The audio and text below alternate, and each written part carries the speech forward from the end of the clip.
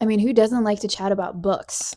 Hello, friends. If you need a safe space where you can rest your minds for just a second, let's talk some books. Grab a drink, make yourself comfortable because I really want to tell you about The Bewitching. I recently finished this book and I have also filmed a review of just talking about this. It goes a little bit more in depth. This was such an interesting read. I have not read a book like this in a while. Everything about this just tickled my brain the right way. We were following 3 different timelines, 3 different generations of people who are connected in one way or another, and they're all experiencing some sort of magic. Or are they? Do you believe in being cursed, or do you think these are just old folks' tales? Couldn't put it down. I ended up rating this book 4.5 stars. Shout out to my TBR jar for letting me pull this next. Now, in anticipation of season 4 of Bridgerton, I started reading the book of Benedict and Sophie's story. I have read this book back in 2020, and now I'm listening to the audiobook of this again to kind of refresh my memory and get me excited for the new season. Obviously, they have already changed the show so much that it's not going to be exactly like the book would be. Like, for example, they switched the order. So Penelope and Colin don't marry until I think like the 8th season of her being out. In the show, of course, they have already married, and then Benedict is finding Sophie after. So even that small little thing is throwing off this entire multiverse of Bridgertons because Sophie knows about polite society from reading Lady Whistledown. I have no idea how they're going to continue Lady Whistledown society papers in the show now that Penelope has already revealed herself there. Either way, I'm enjoying the book. I'm more than 60% in. I don't know about you guys' opinion, but I feel like it was not Penelope and Colin's fault or the actors' fault that their season fell short. I don't really understand why the show decided to focus so much on Cressida Cowper and Mondrichs, who I don't